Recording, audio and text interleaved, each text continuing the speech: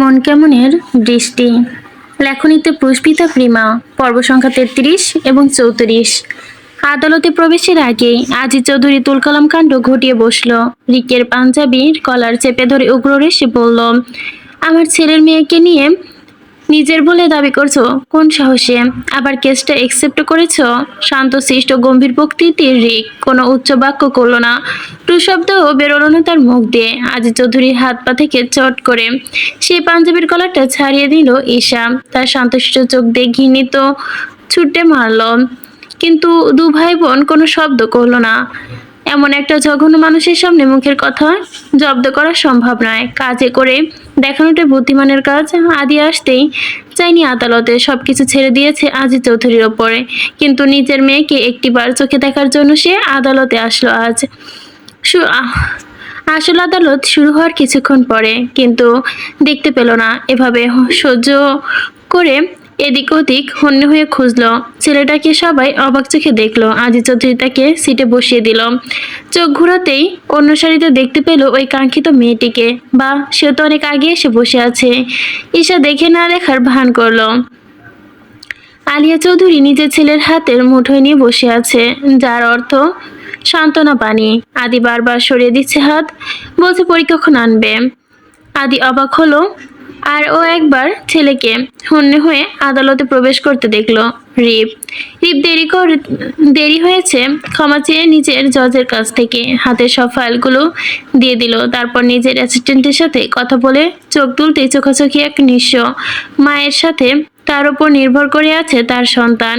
কার কাছে মানুষ হবে? ঈশা অসহায় চোখে তাকায় রিপের দিকে। মুখ ফুটে কিংবা ইশারায় কিছু না বলেও তার রিপের চোখে ঢেউ খেলে যায় একবার একরাশ সান্ত্বনা। আর সান্ত্বনার অর্থ কিছু হবে না ইস্যু, সব ঠিক হয়ে যাবে। অন্যদিকে রিপ মনে মনে হাসলো মেয়েটার কাতর চোখে দেখে। সে বলল, তুই যেটাই চাইবি তেমনটাই হবে। রিপের চোখ আটকে গেল আর একজনের কাছে গিয়েও। সেও তো তার বাল্যকালের বন্ধু। কি আশ্চর্য, আজ কোথায় সে বন্ধুত্ব? লড়াই হচ্ছে নীরবে দুজনের সাথে। রিপ দীর্ঘশ্বাস ফেললো, কিন্তু আদির চোখ সরল না তার ওপর থেকে। তার এমনভাবে তাকানো, এর মানে আমার থেকে আমার মেয়েকে কেড়ে নিস না আমার কাছ থেকে। রিপ চোখ ফিরিয়ে নিল। আদালতের কাজকর্ম শুরু হলো। আজিজ চৌধুরী রাখা উকিল মনির পদে পদে হেনস্থা করলো রিপকে। রিপ পুরোটা সময় চুপ থাকলো। মনির এমন অপবাদ দিল যে মিস্টার রিক জবরদস্তি করে ঈশার হাতে দলিলের স্বাক্ষর নিয়েছে। এমন অপবাদ আনায় ভরা আদালতে ঈশা চেঁচিয়ে উঠল, সবই মিথ্যা, সব আজিজ চৌধুরীর বলে দেওয়া মগজ করা কথা। এত কিছু মানুষ কি করে মানতে পারে? রিপ হাত দিয়ে তাকে ইশারা করে চুপ থাকতে। ইশারায় ঈশাকে কাঠগড়ায় দাঁড় করিয়ে সব বলতে বলে জজ। ঈশা তাকায় একবার আদির দিকে। আদি মাথা নাড়ায় দুপাশে নিষ্পাপ চোখে, মিনতি করে মিষ্টিকে, আমাকে এত বড় শাস্তি দিও না মিষ্টি। ঈশারা কাঠগড়ায় দাঁড়ায়। জজ তাকে জিজ্ঞেস করলো, আপনি আপনার মেয়েকে কেন তুলে দিয়েছেন ভাইয়ের হাতে? সেখানে আপনার স্বামী জীবিত ছিল। উনি অসুস্থ ছিল ঠিক, কিন্তু উনি তো জীবিত ছিল। আপনি কেনই বা চৌধুরী বাড়ি ছেড়ে চলে এসেছেন? আপনার সন্তানের ওপর তার বাবারও অধিকার আছে। ঈশা চাপা স্বরে জবাব দিল, আমার সন্তান সম্ভাবনা জানার পরেই তারা আমাকে দিয়ে ডিভোর্স পেপার ছুঁড়ে মারে। আমাকে সেই দিনই ডিভোর্স করে নিয়েছিল। আদি বসতি উঠে দাঁড়ালো, বলে উঠলো, আমি কোনো ডিভোর্স পেপারে সাইন করিনি, সব মিথ্যা। তুমি মিথ্যে বলছো মিষ্টি। জজ সাহেব বললেন, আপনাকে বলতে দেওয়া হবে, আপনি বসুন। ঈশা বলেছে, শুরু থেকে সবটুকু খুলে বলুন। ঈশা তাকালো রিপ আর মুনার দিকে, কেমন অসহায় আবলা দেখাচ্ছে দুজনকে। ঈশার বুকের ভেতরটা মোচড় দিয়ে উঠলো, সাথে অন্য ছেলের দিকেও তাকালো। সে তাড়াতাড়ি চোখ ফিরিয়ে নিয়ে বলল, বিয়ের 8 মাস পরেই নিশা চৌধুরীকে ইন্ডিয়ায় নিয়ে যাওয়া হয় চিকিৎসার জন্য, আর আমাকে আজিজ চৌধুরী পাঠিয়ে দেয় আমার মামার বাসায়। মাস না পেরোতে আমি অসুস্থ হয়ে পড়ি। অসুস্থতার কারণে আমি শুয়ে থাকি বিছানায় দিনের পর দিন, রাতের পর রাত। এই অসুস্থতার কারণ ডক্টরের শরণাপন্ন হলে জানতে পারি আমি অন্তঃসত্ত্বা। একটি মেয়ের জীবনে এমন একটি বার্তা অনেক খুশির, অনেক আনন্দের। আমারও ঠিক তেমন খুশি লেগেছিল, তেমন আনন্দ হয়েছিল। আমি ভুলে গেলাম নিজের পারিপার্শ্বিক সকল দুঃখ কষ্ট বেদনা। আশায় বুক বাঁধলাম আমার এই কষ্ট একদিন ঘুচবে। আমার পাশে তখন চৌধুরী বাড়ির কেউ ছিল না। ছিল না মিসেস আলিয়া চৌধুরী, ছিল না মিস্টার আদি চৌধুরী, কেউ ছিল না। ছিল না আমার মামি। সে আমাকে নাকি ভালোবাসে না। আসলে সে আমায় কতটা ভালোবাসে তা দেখায় না। আমার অমন দুর্দিনে আমি তাকে পাশে পেয়েছি। আর আমার বড়দা, তার কয়েক মাস আগে বাচ্চা মিসক্যারেজ হয়ে যায় আমার ভাবির। ডাক্তাররা জানিয়েছে সে আর কখনো মা হতে পারবে না। সন্তান নিতে গেলে তার মৃত্যু ঝুঁকি আছে। এই সন্তান হারানোর পেয়ে না পেয়ে যন্ত্রণায় ধুকে ধুকে মরছিল আমার বড়দা আর ভাবি। যখন দেখলাম আমি সন্তান সম্ভবা, আমাকে সবসময় পরিস্থিতিতে সাপোর্ট দিয়ে গেছে তারা। আমাকে একজন বড় ভাইয়ের মতো করে আগলে রেখেছে। আমি জানিয়েছিলাম আজিজ চৌধুরী আর আলিয়া চৌধুরীকে যে আমি অন্তঃসত্ত্বা, কিন্তু তারা কি করলো? তারপরের দিন পাঠিয়ে দিল একটি কাগজ, টাকা, ডিভোর্স পেপার। টাকা দিয়েছে যাতে আমি অপারেশন করিয়ে দেই, আর টাকাটা সেই অপারেশনেরই। আমি ডিভোর্স পেপারে সাইন করে দেওয়ার জন্য দেখলাম সেখানে আদি চৌধুরী স্বাক্ষর করে দিয়েছে। বহু কষ্ট যন্ত্রণায় দগ্ধ আমি। সাইন করে দিয়েছে। আমার চোখের জল সেদিনে ভিজে গিয়েছিল ডিভোর্স পেপার লেটারটা। কতটা কষ্টে কাটিয়েছি আমি সেই দিনগুলো ভাবতে পারে না কেউ। আমি চলেও গিয়েছিলাম অ্যাবর্শন করানোর জন্য, কারণ যার সাথে আমার কোনো সম্পর্ক নেই তার সন্তান কেন আমি রাখবো? যে নিজেই চায় না আমি কেন চাইবো? কিন্তু সেদিন সেই ভুল কাজটি করা থেকে আমাকে বাঁচিয়েছিল আমার বড়দা। আমাকে আজকের এই পরি বেঁচে আছে বদ্দার জন্য।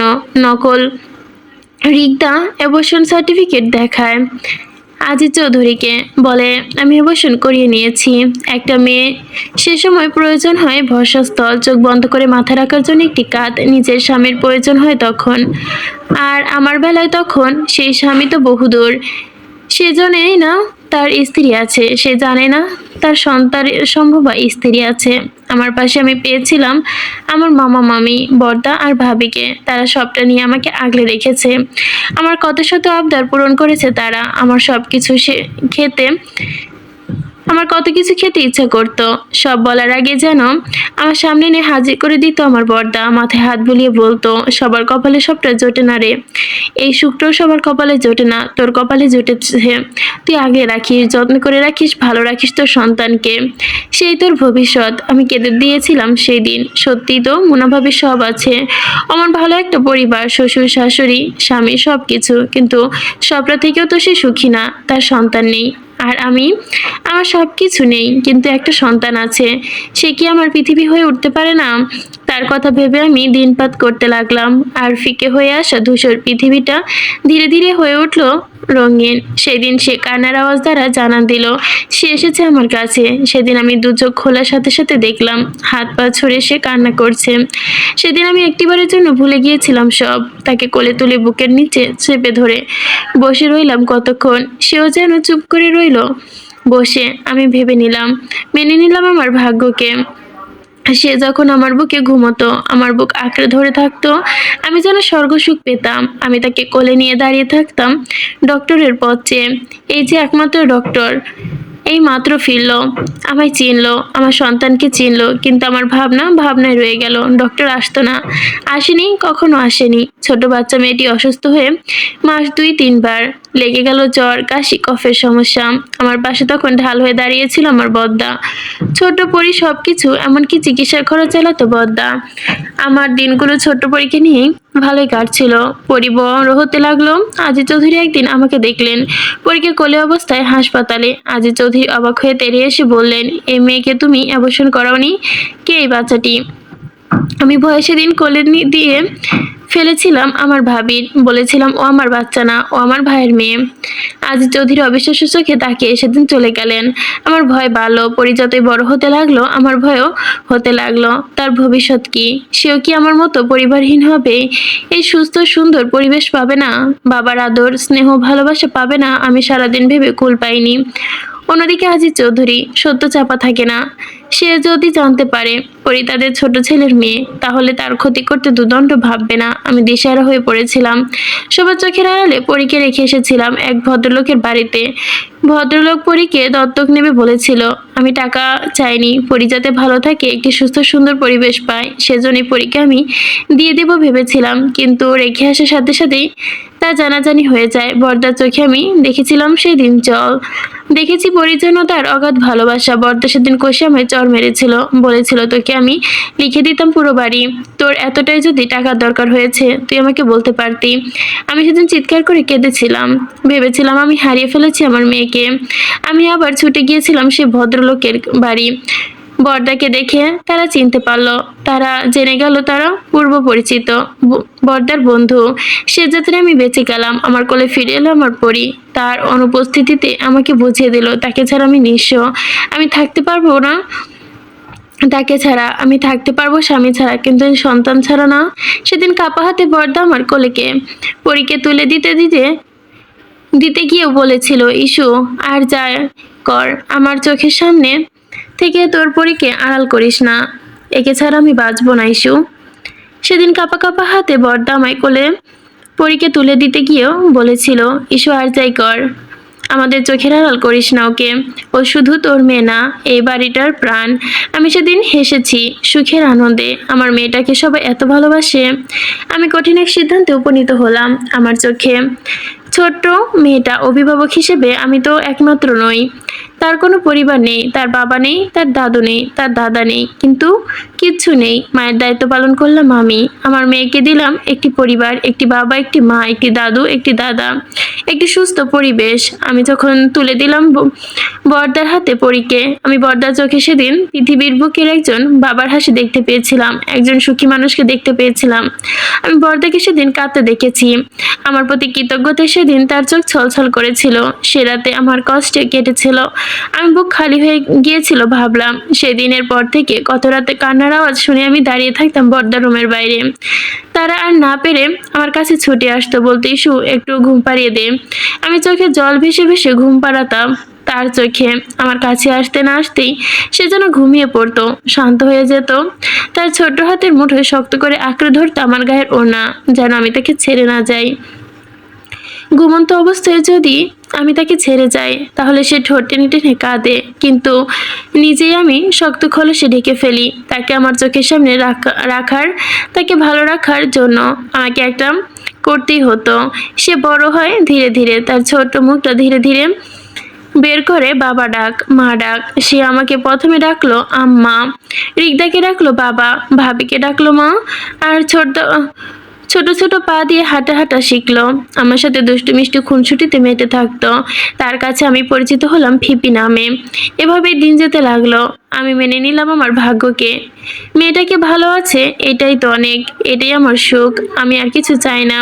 কিন্তু আমার এই সামান্য সুখটি সহ্য হলো না কারো। আজিজ চৌধুরী তার ছেলে দেশে ফেরার সাথে সাথে আমাকে ধমকানো শুরু করলো, যেন আমি তার ছেলের দিকে তাকাই না, তার কাছে ফেরার চেষ্টা না করি। রীতিমতো সেই ধমকাধমকি আর ব্ল্যাকমেল নিয়েই হাতিয়ার হিসেবে বেছে নিলাম আমার পরীকে।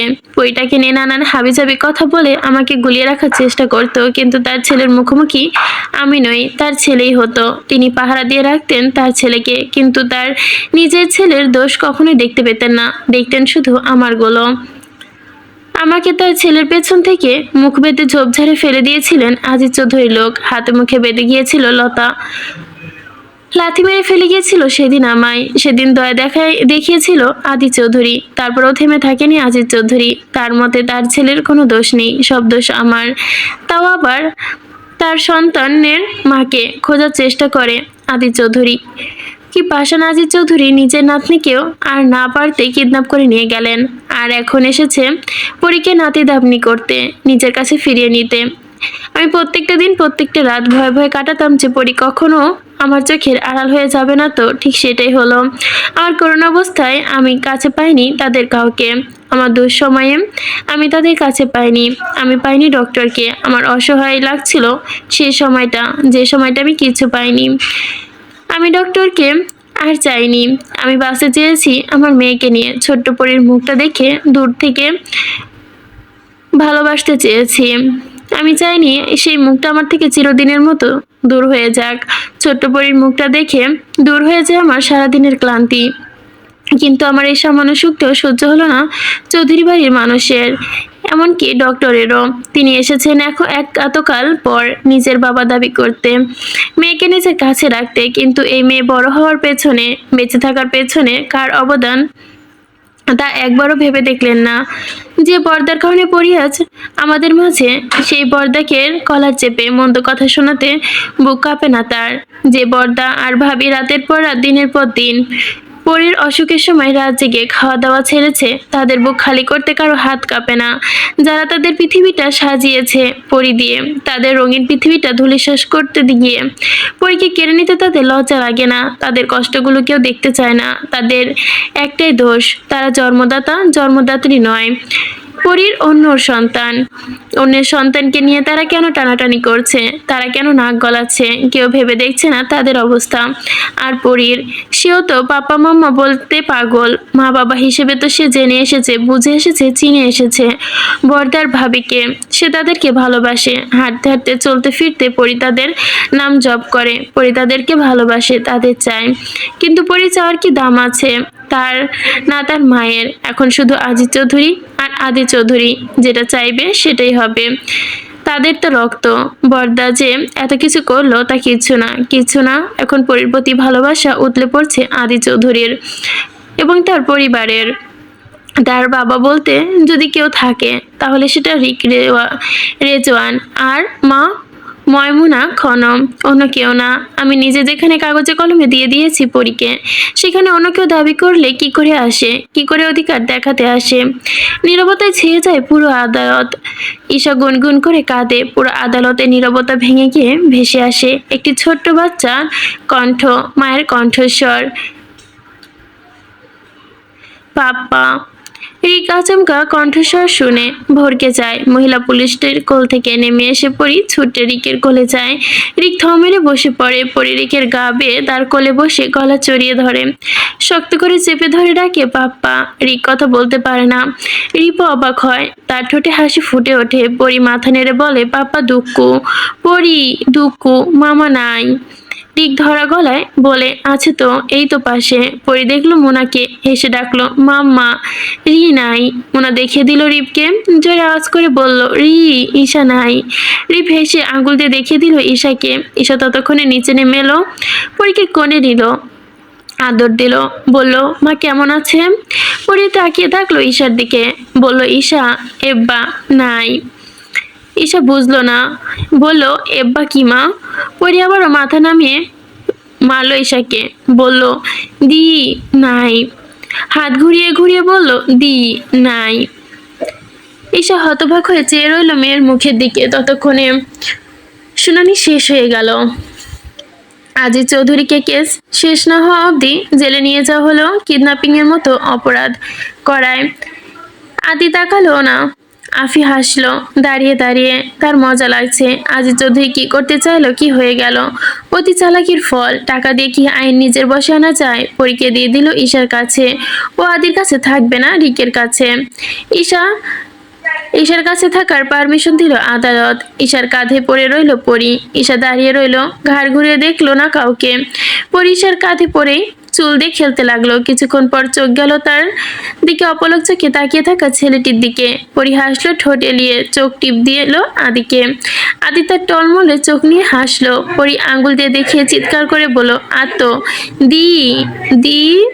সবাই ঘাড় ঘুরিয়ে দেখলো। আলিয়া হাসলো পরীর কথা শুনে। পরী হাত তুললো আদির দিকে, হাত ছুড়ে দিয়ে বলল, দি, মাপবো। আদি হেসে দিল এবার। আদি উঠে দাঁড়ানোর আগে ঈশা বেরিয়ে গেল তাকে নিয়ে। রিক বলল, আদির কাছে কি তুই ফিরবি না? ঈশা বলল, এমন প্রশ্ন করো না বদ্দা। আদি বেরিয়ে গেল ঈশার পিছু পিছু। ঈশা লম্বা লম্বা পা ফেলে হাঁটতে সামনে গিয়ে পড়লো আইমি। ঈশা তাকে দেখে হাসলো, বলল, অল দ্য বেস্ট। আমি হাসতে পারলো না, দুঃখ প্রকাশ করলো কিংবা কৃতজ্ঞতা জানাতেও পারলো না। ঈশাকে দেখতেই তার মনে হলো, এতটা কষ্ট নিয়েও কি বাঁচা যায়? এতটা ত্যাগও কি করতে পারে একজন মেয়ে? আদি আসলে খুব লাকি। মেয়েটা আজও ভালোবেসে গেল তাকে, ভালোবেসেই যাবে। আদি যদি জানতো সত্যটা। ঈশা চলে যেতে আদি সামনে এসে পড়লো আইমি। আদির মাথা রক্ত চড়ে বসলো, কিন্তু সে কিছু বলল না। চলে যাওয়ার জন্য পা বাড়াতে আমি কেঁদে দিল হু হু করে। আদি থামকালো, পিছু ফিরে চাইলো, কি চাই? আমি তার সামনাসামনি এসে দাঁড়িয়ে বলল, তুমি আমার সাথে এভাবে কথা না বলে চলে যাচ্ছ আদি? আমার কষ্ট হয়। আদি সরে দাঁড়ালো, বললো, এটা পাবলিক প্লেস, আমি আপাতত কোনো সিক্রেট করতে চাইছি না। আমি কেঁদে দিল আবার, বললো, আমি সরি আদি, আমাকে ক্ষমা করো। আদি দাঁড়ালো না এক মুহূর্ত। আলিয়া চৌধুরীর মুখোমুখি হলো আইমি, বলল, আন্টি আমি এখন কি করব?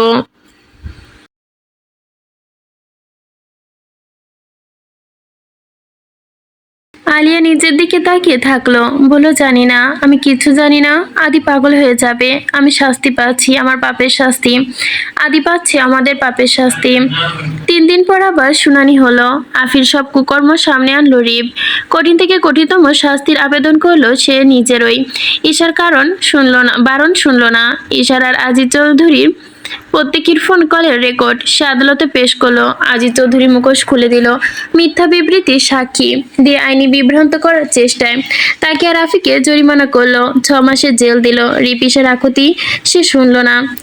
সব কাগজপত্র, প্রমাণ, দলিল সবকিছু বিবেচনা করে আদালত রায় জানালো, পরীকে কাস্টাডি পাবে রিক, তার জন্মদাতা নয়। যেহেতু সব আদির অগোচরে হয়েছে, সেহেতু আদি এসে দেখে যাওয়ার পারমিশন দেওয়া হলো, কিন্তু নিজের মেয়ে বলে দাবি করতে পারবে না।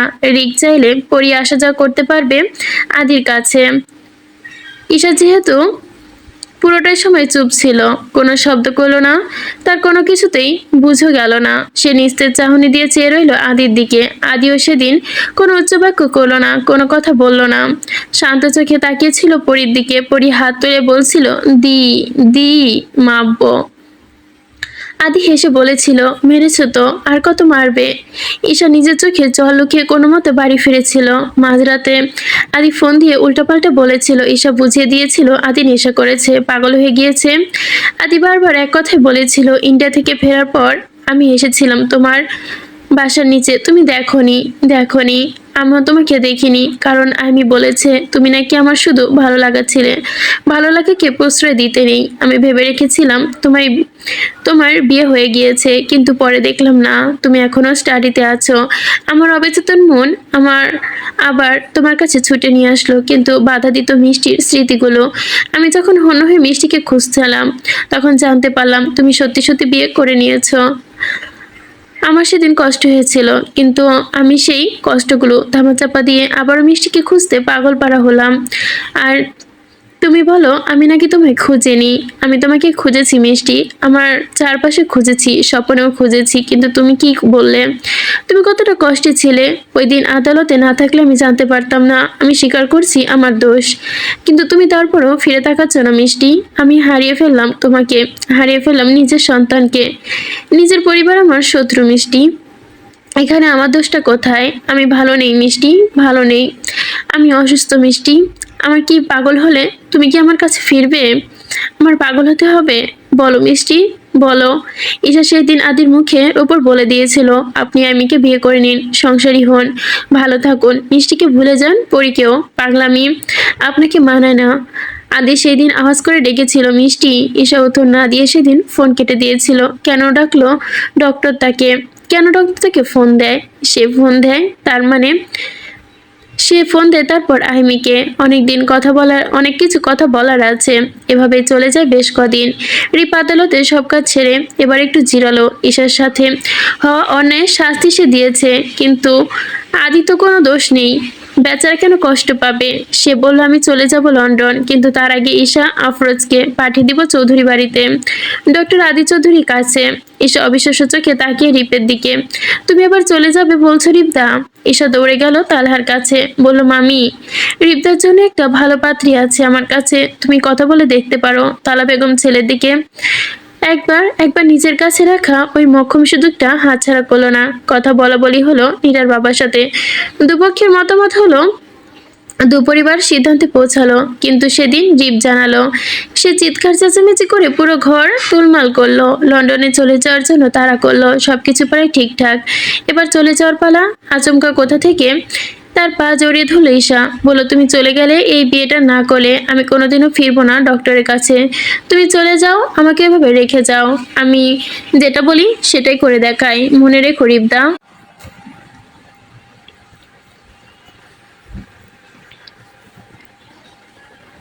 ঈশা সেদিন রাজি করিয়ে ফেলেছিল রিপকে। রিপ ছুড়ে মেরেছিল তার নিজের ঘৃণার্ত কার্যকে। ঈশার চোখে জলে ভাসতে ভাসতে রিপের বুকে পড়ে বলেছিল, নীরা তোমায় ভালোবাসে রিপদা, ভালোবাসে মানে তুমি বুঝো? বুঝো না। কাউকে কখনো ভালোবাসেনি তো, তাই এমনটা হয়। যেদিন নীরাকে ভালোবাসবে সেদিন সবটা বুঝবে। সেদিন আমাকে বলতে এসো, আমি অপেক্ষায় থাকবো। রিপ্তাকে ধাক্কা মেরে দিয়েছিল, বাইক নিয়ে ছুটে গিয়েছিল ওই দিঘির পাড়ে, পানিতে পা ডুবিয়ে নীরব কান্নায় ভেসে গিয়েছিল। বলেছিল, আমি ভালোবাসিনি কাউকে, তাই না? শুধু তুই ভালোবেসেছিস, তুই জানিস ভালোবাসতে, আর কেউ জানে না। কি করে বলতে পারলি এত বড় কথা যে আমি কাউকে ভালোবাসিনি? এটা কি কিছুই না? এত ভালোবাসা পর কিভাবে এটা বলতে পারলি? উল্টাপাল্টা বকে শান্ত হয়ে গিয়েছিল রিপ নীরার সাথে দেখা করার জন্য। বলে নীরাকে ডেকে এনেছিল দিঘির পাড়ে। সোজাসুজি প্রশ্ন করে বসলো লজ্জারষ্ট মুখে নীরাকে, কাউকে ভালোবেসেছেন কখনো? জি। কাকে? যে আমার বড় হতে চলেছে তাকে। নীরা সোজাসুজি উত্তর। রিপ বলল, কোনোদিন যদি মনে হয় আপনার স্বামী আপনাকে ভালোবাসে না, বিয়েটা করে আপনি ভুল করেছেন, তাকে ভালোবাসাটাই ভুল, সেদিন কি করবেন? নীরা বোকার মতো মাথায় শুধু ঢুকিয়েছিল সে ভালোবাসে বৃষ্টি প্রতীককে, আর কিছু না। তাই সে উত্তর দিয়েছিল, নাই বা বাসবে, আমি তো বাসবো, আমার একার ভালোবাসায় যথেষ্ট। রিপ ব্যঙ্গ করে হেসেছিল, বলেছিল, কষ্টটা পেলে বুঝবেন কেমন কষ্ট। মুখে মানুষের অনেক কিছু বলতে পারে, কিন্তু একপাক্ষিক ভালোবাসার মতো যন্ত্রণা দ্বিতীয়টাতে নেই। নীরা কিছু যেন বুঝলো না, কিন্তু একটা জরুরি প্রশ্ন করতেও ভুললো না। আপনি কি কাউকে কখনো ভালোবেসেছেন? রিপ নড়েচড়ে বলল, যদি বলি হ্যাঁ, তখন জিজ্ঞেস করবেন কাকে? নীরা হেসে মাথা নাড়িয়ে বলেছিল, হুম, আমি আপনার বর্তমান, আপনার ভবিষ্যৎ, আমি থেকে যাব আপনার হয়ে। আপনি না বাসলেও আমি বাসবো। রিপ চলে যাওয়ার আগে নীরা ডেকে দাঁড় করায় তাকে, অ্যাডভোকেট সাহেব, আমাকে তুমি করে বললে মন্দ হয় না। বিয়েটা হয়ে গেল চোখের পলকে। বিয়ের দিন রাতে কোথায় যেন চলে গেল রিপ। কারো ফোন ধরলো না, কাউকে কিছু বললো না। মাঝরাতে বাড়ি ফিরলো, হাতে মদের বোতল। ঈশার পায়ের কাছে ধপ করে বসে পড়লো। ইস্যু, তুই যাস না, যাস না, আমার কষ্ট হচ্ছে, কেন জানি হচ্ছে। যাসনি ইস্যু? ইস্যু সেদিন কেঁদেছিল, বলেছিল, রিপদা তুমি তো প্রত্যেকটা ছেলের জন্যই আদর্শ, এ তোমার কেমন আচরণ? আজ নীরা তোমার বই হয়ে এসেছে, তোমার অপেক্ষায় আছে, আর তুমি? রিপ সেদিন ঢলে পড়েছিল ঈশার কোলে। ঈশা ছাড়া বাকি সবাই রিপের এমন অবস্থা দেখে কেঁদে লুটিয়ে পড়েছিল। ছেলেটা কি পাগল হয়ে গেল? নীরা দেখলো রিপের পাগলামি। তাহলে কেউ কি ছিল ও রিপের মনে? আছে। কে সে? ঈশা বিড়ি কেটে দিচ্ছিল রিপের চুলে। রিকের সাহায্যে কোনো মতো শুয়ে দিল বিছানায়, কিন্তু সকাল সকাল ঘুম ভেঙে উঠতেই অন্যরূপ। ঈশার হাতের বাহু খামচে ধরে বলল, এই তুই যাসনি কেন এখনো আদির কাছে? যাবি বলেছিলি না? ঈশা নিজের রুমে দৌড়ে গিয়ে দরজা বন্ধ করে দিয়েছিল। বলেছিল, আমি যাব না ডক্টরের কাছে, যেতে পারি না, পারবো না। ডক্টরকে আইমির সাথেই ভালো থাকতে হবে। কাঁদতে কাঁদতে আচমকা ঘাড়ে জ্বর অনুভব হলো। প্রায় 2 দিন পার হয়ে গেল, কমলো না জ্বর। প্রায় অসুস্থ হয়ে হতে হতে আবারও খানিকটা সুস্থ হলো। সাথে সাথে পরি থাকলো নীরার। নীরাকে কিছুক্ষণ ডাকলো বউ, কিছুক্ষণ ডাকে রা আ। নীরা তার বন্ধু হয়ে উঠলো ধীরে ধীরে। ঈশা পালিয়ে থাকে রিপের কাছ থেকে। রিপও ফিরে না বাড়ি। তার যে বউ আছে তা বোধহয় মনেই নেই তার। সবাইকে অবাক করে দিয়ে একদিন খান বাড়ি আসে আদি, হাতে পুতুলটি, শাড়ি, বকুল ফুলের মালা। ঈশার হাতে তুলে দিয়ে বলল, এই নাও তোমার জিনিস, এসব এবার আমায় ফিরিয়ে দাও। পরি দৌড়ে এলো আদিকে দেখে। আদি হাত থেকে নিয়ে নিল পুতুল, সিঁড়িতে চুমু খেয়ে বলল, আমাল।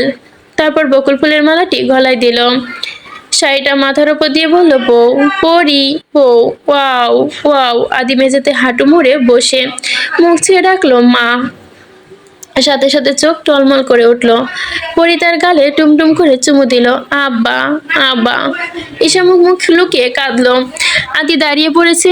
ঈশা বলল, আমি যদি আজ পরীকে নিয়ে যাই কিছুক্ষণের জন্য?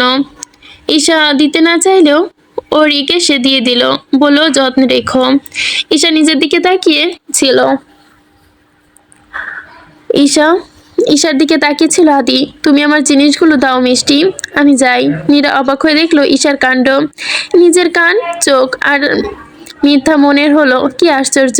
ঈশা দৌড়ে তার রুমে গেল, ছেঁড়া পাঞ্জাবি বাড়িয়ে দিল আদির দিকে।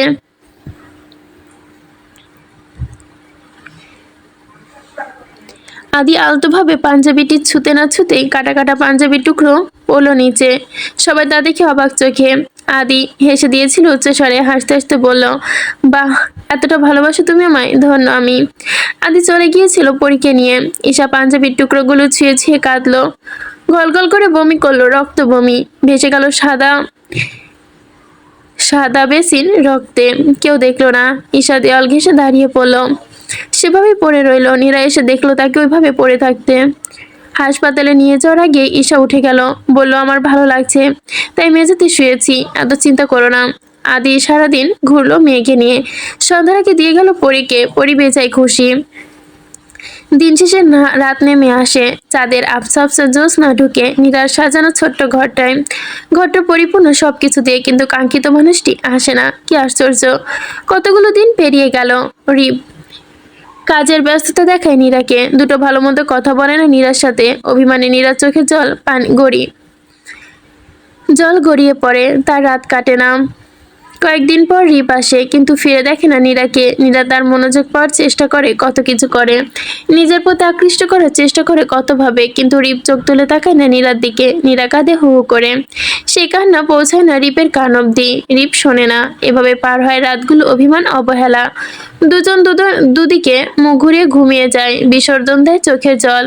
একজন না পাওয়ার যন্ত্রণা, অন্যজন পেয়েও অবহেলায়। নীরা জোর করে পাওয়ার চেষ্টা করেছে রিপের মনোযোগ, রিপ একটুখানি ভালোবাসার স্পর্শ, কিন্তু রিপের মুখ বেরিয়ে আসে তিক্ততা আর নির্লজ্জতা। নীরা কাঁধে মুখে শাড়ি আঁচল গোছে। রিপ বুকের ওপর পড়ে বিছাসন দেয় নোনা জল। সেই জল স্পর্শ করতে পারে না রিপের প্রেমিক সত্তাকে। নীরার মন কাঁদে। তাহলে এই হৃদয়টা তার জন্য নয়, কার জন্য? মাঝরাতে ঘুম ভেঙে গেল রিপ। ধরপড়ে উঠে বসতে চাইলো, ভালো না। নিজের বুকের ওপর মাথা রেখে সব মেয়েটিকে দেখে সে অবাক হলো। কি আশ্চর্য! মেয়েটি চাইছেটা কি? রিপের নড়াচড়া দেখে নীরাও শক্ত করে জড়িয়ে ধরলো তাকে। ছাড়ে না। রিপ শক্ত গলায় বলল, ছাড়ো নীরা। নীরা তারপরও ছাড়লো না। মাথা তুলে আচমকা স্পর্শ করলো লিপের ওষ্ঠ। যেন তৃষ্ণায় খাকা করার হৃদয়টা। জমিনে একটুখানি বৃষ্টি পড়লো। নীরা খুব করে চাইলো রিপকে, কিন্তু রিপ সাড়া দিল না। ধাক্কা মেরে সরিয়ে দিল নীরাকে। চলে গেল উচ্চস্বরে বলে, ছি। সেই রাতটা আর হয়ে উঠলো না মধুময়। মন কেমনের রাতটা হলো না রোমাঞ্চকর। কিচ্ছু হলো না। কলেজ থেকে তাড়াহুড়ো করে বেরোনো। ঈশার নাকে রুমাল শুকিয়ে অজ্ঞান করে গাড়িতে তুললো আদি। প্রায় সন্ধ্যা নামার কিছুক্ষণ আগেই ঈশার জ্ঞান ফিরল। নিজের পরনে দেখতে পেল শাড়ি। আশেপাশে চোখ বোলাতে খেয়াল করলো সে জীবনেও দেখেনি এই বাড়িটি। সে দরজা ঠেলে নিচে নেমে আসলো। আদিকে দেখলো রান্নাঘরে, পরনে তার সাদা পাঞ্জাবি, ঠিক আগের মতো, আগের ডক্টর। ঈশা রেগে মেগে তেড়ে গেল তার দিকে। বলল, আমি এখানে কেন? আপনি আমাকে কেন ছুঁয়েছেন? আমাকে চেঞ্জ করেছেন? এটা কার বাড়ি? আদি সহজ সরল জবাব, আমি তোমার স্বামী, এ বাড়িটা তোমার। ঈশা আদির হাতের বাটি ছুঁড়ে ফেলে দিল দূরে। বলল, আমি মানি না। আপনি আমাকে ছুঁয়েছেন কোন সাহসে? আমাদের ডিভোর্স হয়ে গেছে। আদি একটু রাগ করলো না, শান্ত গলায় বলল, আমি মানি না। আমি সাইন করিনি, তুমি আমার বউ। তোমাকে ছোঁয়ার পুরোপুরি রাইট আমার আছে। ঈশা কোনো মতে খুঁজলো কোনো কিছু ছুঁড়ে মারার। আদি ছুটে এলো কাছে, আষ্টে পিষে জড়িয়ে ধরলো ঈশাকে। ঈশা কাঁপতে কাঁপতে শান্ত হয়ে গেল। ঢলে পড়লো আদির বুকে। আদি কোলে তুলে নিল। ব্যঙ্গ কণ্ঠে বলল, কোলে চড়া শখ, সেটা বলতেই পারতে। ঈশা তার হাত ছুড়ে দিল আদির দিকে। আদি কিছু বলে না। ঈশাকে নিয়ে চলে যায় বাইরে। তখন সন্ধ্যা নেমেছে আবছা আবছা। অন্ধকারে চেয়ে গেছে চারপাশ। ঈশা আদির কোলে বসে থাকা অবস্থায় চেঁচালো, ছাড়ুন আমায়। আমি আপনার মতো বেয়াদব লোকটি দুটো দেখিনি। আদি হাসতে হাসতে চেয়ে থাকে ঈশার মুখ পানে। বসিয়ে দেয় বাইরের লনের ওপর। নিজেও বসে পড়ে। ঈশা অবাক হয়ে বলে, এখানে কেন? আদি হেসে বলল, কেন, বাসর ঘরে বসার কথা ছিল। ঈশা রেগে ফুলে ফেপে উঠল। আদি তার রাগ দেখে হাসে। চট করে শুয়ে পড়ে ঈশার কোলে। চাঁদের এক টুকরো আলোয় আলোকিত দুজনের মুখখানা। ঈশা চমকালো, কি করছেন? উঠুন, আমাকে সবাই খুঁজবে। আদি বলল, আমি বলে এসেছি সবাইকে, কেউ খুঁজবে না।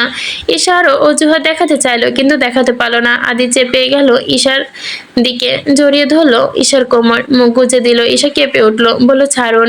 আদি ছাড়লো না। কিছুক্ষণ পর জল জল চোখ নিয়ে মুখ তুলে তাকালো ঈশার দিকে। বলল, আমার মিষ্টিকে চাই, খুব করে চাই। পরিমাকে চাই। পরিমা কি আমার হবে না? আবার ঈশা মুখ অন্যদিকে করে নিল।